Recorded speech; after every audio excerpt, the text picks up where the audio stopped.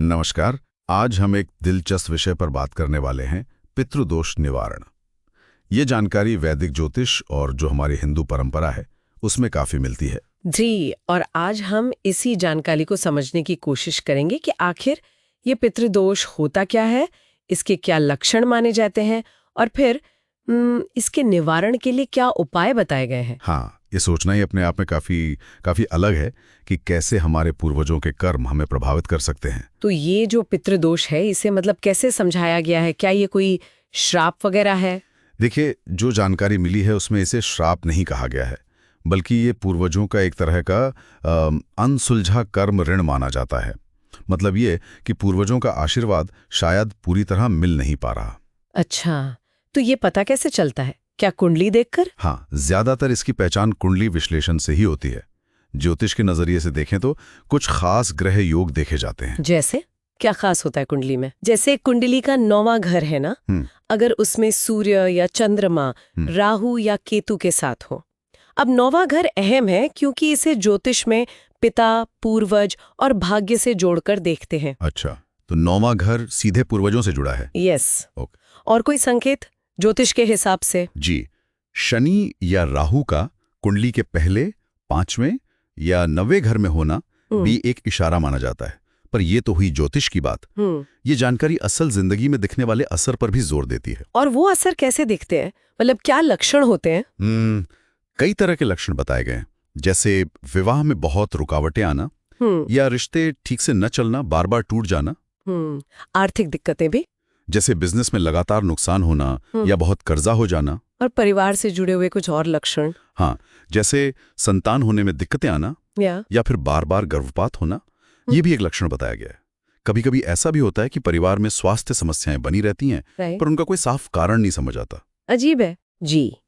यहाँ तक कि घर में बिना वजह क्लेश रहना, शांति न होना, ये भी इससे जुड़ा हो सकता है, ऐसा माना जाता है। तो अगर किसी को लगता है कि कुंडली में भी संकेत हैं और जीवन में ऐसे लक्षण भी दिख रहे हैं, तो फिर उपाय क्या है? निवारण कैसे होता है? सबसे मुख्य उपाय तो पितृदोष निवारण पूजा ही बताई गई है, और ये पूजा कुछ खास तीर्थ स्थानों पर ज्यादा प्रभावी मानी जाती है। कहाँ पर? जैसे नासिक के पास त्र्यंबकेश्वर है, बिहार में गया जी या फिर हरिद्वार। इन जगहों पर विशेष रूप से ये पूजा होती है। अच्छा, और इस पूजा में होता क्या है? क्या करते हैं इसमें? इसमें कई पारंपरिक चीजें शामिल हैं, जैसे तर्पण होता है, मतलब पूर्वजों को जल अर्पित करना। फिर पिंड दान होता है, जिसमें चावल के गोले बनाकर चढ़ाते हैं। हाँ, सुना है जी। और श्राद्ध तो है ही, जो सालाना रस्में होती हैं पूर्वजों के लिए। और साथ में होमम भी होता है, यानी अग्नि अनुष्ठान। पूजा के अलावा और भी कुछ तरीके हैं? हाँ बिल्कुल। हर महीने जो अमावस्या आती है उस दिन तर्पण करने को कहा गया है, खासकर पितृपक्ष के दौरान।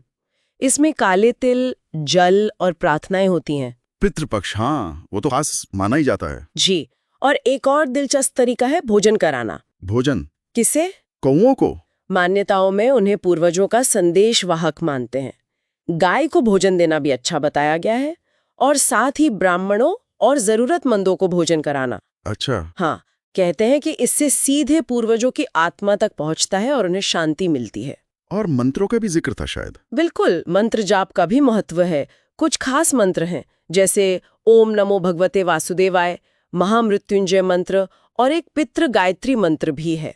ओके। कुछ खास अनुष्ठान जैसे नारायण बलि वगैरह के लिए अलग मंत्र भी होते हैं। और हाँ, दान पुण्य करना भी एक उपाय है। अमावस्या पर पूर्वजों के नाम से जरूरतमंदों को कपड़े, खाना, पैसे वगैरह देना। ये सब उपाय करने का कोई सही समय भी बताया गया है? मतलब कभी भी कर सकते हैं या कोई खास वक्त होता है? हाँ, समय का भी जिक्र है।